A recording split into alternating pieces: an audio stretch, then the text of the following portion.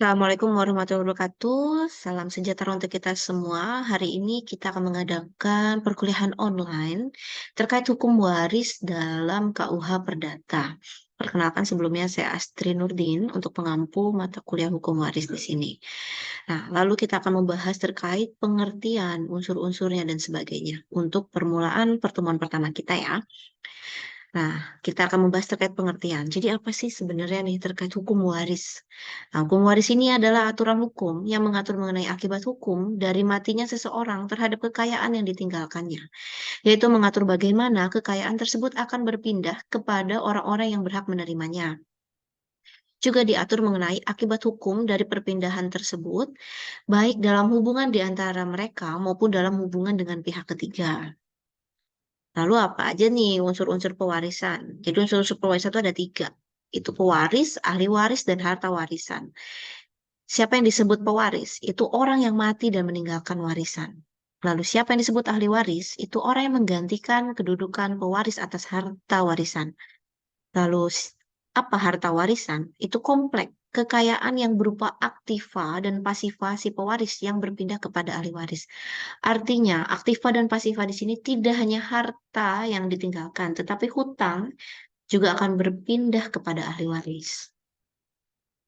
Nah, lalu di dalam buku 2 KUH Perdata ada bab-bab yang membahas terkait pewarisan nih. Dimulai dari bab 12 ini tentang pewarisan karena kematian, 13 ini tentang surat wasiat, 14 tentang pelaksanaan wasiat dan pengurusan harta peninggalan, 15 tentang hak pemikir dan hak istimewa untuk mengadakan pendaftaran harta peninggalan, 16 tentang menerima dan menolak suatu warisan, 17 tentang pemisahan harta peninggalan yang tak terurus.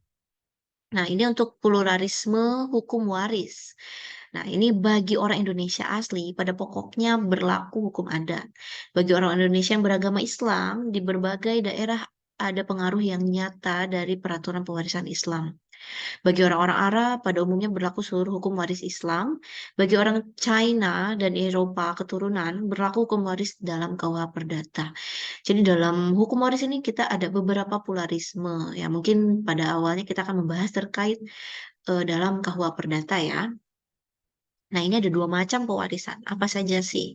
Nah, yang pertama pewarisan karena kematian dan pewarisan testamenter. Apa artinya? Nah, pewarisan karena kematian ini pewaris undang-undang, pewaris ab istento. Ahli warisnya dinamakan ahli waris undang-undang atau ahli waris ab istentat. Nah, untuk pewaris testamenter ini pewarisan berdasarkan surat wasiat.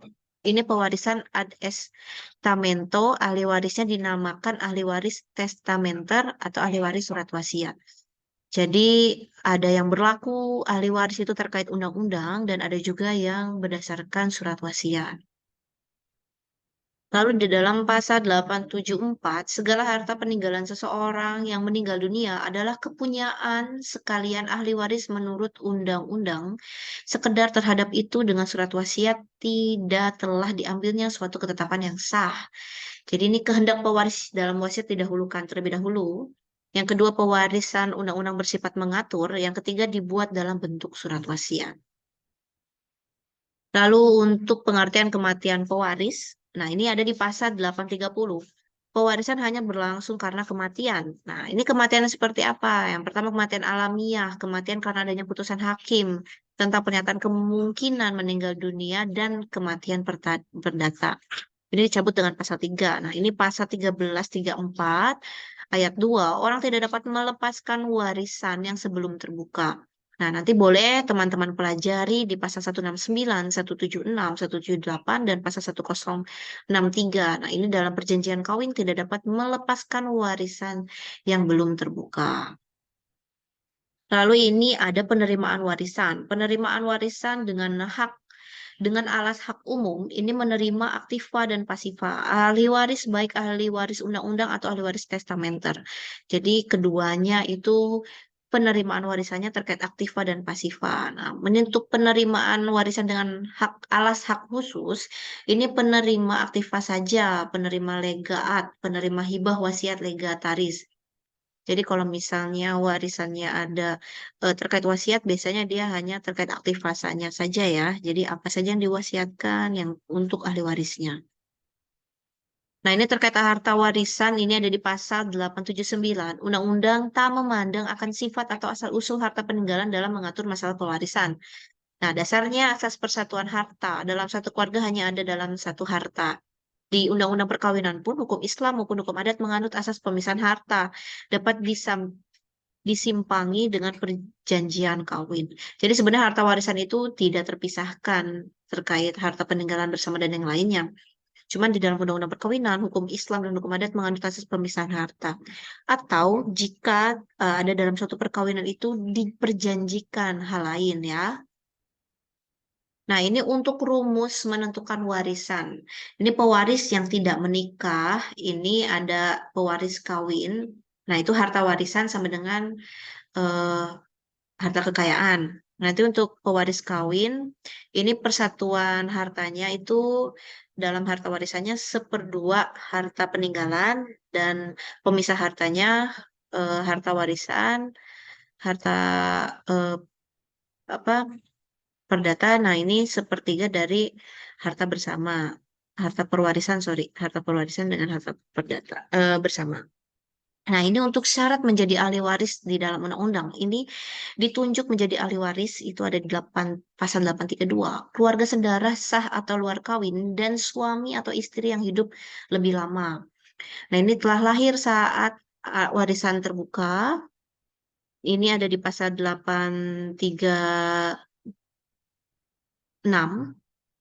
Lalu ini ada tidak menolak waris, bukan orang yang tidak patut mewaris, tidak menolak warisan, tidak cabut hak warisnya oleh pewaris. Nah, ini 838 onward decade. Nah, ini mereka yang telah dihukum karena dipersalahkan telah membunuh atau mencoba membuat pewaris. Ini mereka yang dengan putusan hakim pernah dipersalahkan membuat pengaduan palsu atas diri pewaris. Ini ada tindak pidananya ya, dengan ancaman 5 tahun atau lebih. Mereka yang dengan kekerasan atau perbuatan telah mencegah pewaris untuk membuat atau mencabut surat wasiat. Jadi untuk pewaris harus ada pengecualian. Jadi jika pewaris ini ahli waris itu sengaja untuk membunuh, mencelakai dan sebagainya terkait pewaris itu bisa dilanjutkan tindak pidana dan haknya itu bisa dicabut. Lalu untuk hak ahli waris ini yang umumnya hak untuk berpikir, menerima secara murni, menerima bersyarat. Nah, ini beneficia clear dengan hak mengadakan pencabutan badal atau harta warisan. Nah, itu menolak warisan khusus. Nah, ini untuk hak khususnya itu ada hak sign dan hak hereditas petitio. Nah, boleh nanti teman-teman eh, jelaskan di kolom komentar terkait hak season. Nanti mungkin kita jelaskan lebih lanjut ya. Nah, ini untuk hak berpikir ini semua orang yang memperoleh hak atas suatu warisan dan ingin menyelidiki keadaan harta peninggalan agar mempunyai hak untuk memikir dan tentang itu mereka harus melakukan suatu pernyataan di Kepanitiaan Pengadilan Negeri. Nah, itu jangka waktunya 4 bulan dan dapat diperpanjang. Nah, ini di pasal 1025, selama tenggang waktu tersebut di atas, si waris yang sedang memikir tidak dapat dipaksa untuk berlaku sebagai waris. Tiada suatu penghukuman oleh hakim dapat diperoleh terhadap waris tersebut. Sedangkan pelaksanaan putusan-putusan yang telah diucapkan untuk kekalahan si meninggal ditangguhkan. Ia diwajibkan menjaga keselamatan segala benda yang termasuk harta peninggalan sebagai seorang bapak rumah yang baik. Nah, ini untuk penerimaan warisan, suatu warisan dapat diterima secara murni atau dengan hak istimewa untuk mengadakan pencatatan harta peninggalan. Untuk penerimaan murni ini penerimaan apa adanya warisan, meliputi aktiva pasifa. Nah, ini berarti dalam undang-undang. Nah, tiada seorang pun diwajibkan menerima suatu warisan yang jatuh padanya. Penerimaan dapat dilakukan dengan tegas atau secara diam-diam. Hak untuk menerima suatu warisan dihapus karena daluarsa dengan lewatnya waktu 30 tahun terhitung sejak terbukanya warisan. Nah, si pewaris yang sudah menolak warisannya ini masih juga dapat menerimanya selama warisan itu belum diterima oleh mereka yang ditunjuk oleh undang-undang atau wasiat dengan tidak mengurangi hak-hak pihak ketiga sebagaimana tersebut dalam pasal yang lalu.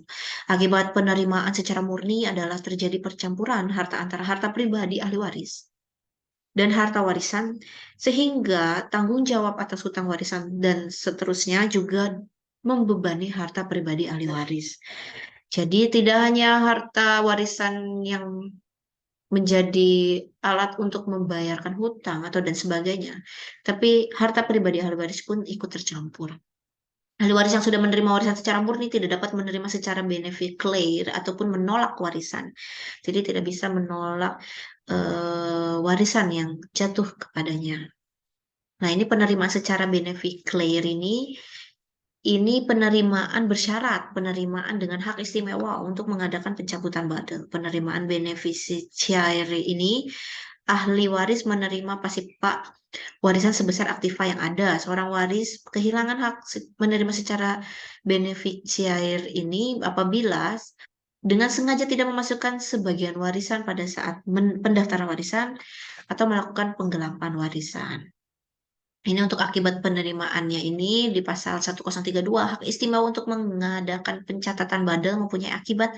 Yang pertama sih waris tidak dibebani membayar utang warisan yang melebihi aktiva warisan yang ada. Untuk harta pribadi ahli waris tidak bercampur dengan harta warisan dan ia tetap berhak menagih piutangnya pribadi dari warisan. Nah, ini ada plus minus ya. Untuk ahli waris yang menerima warisan secara beneficiair ini masih dapat menerima secara murni, akan tetapi tidak dapat menyatakan menolak warisan. Nah, untuk menolak warisan itu seperti apa? Nah, si waris yang menolak warisannya dianggap tidak pernah telah terjadi waris. Penolakan waris harus dilakukan dengan tegas dan membuat pernyataan pada Ketua Panitera Pengadilan Negeri. Semua pemegang piutang terhadap seorang yang menolak suatu warisan untuk kerugian mereka dapat meminta dikuasakan oleh hakim untuk atas nama si yang berhutang itu sebagai pengganti dari dan untuk orang yang menerimanya.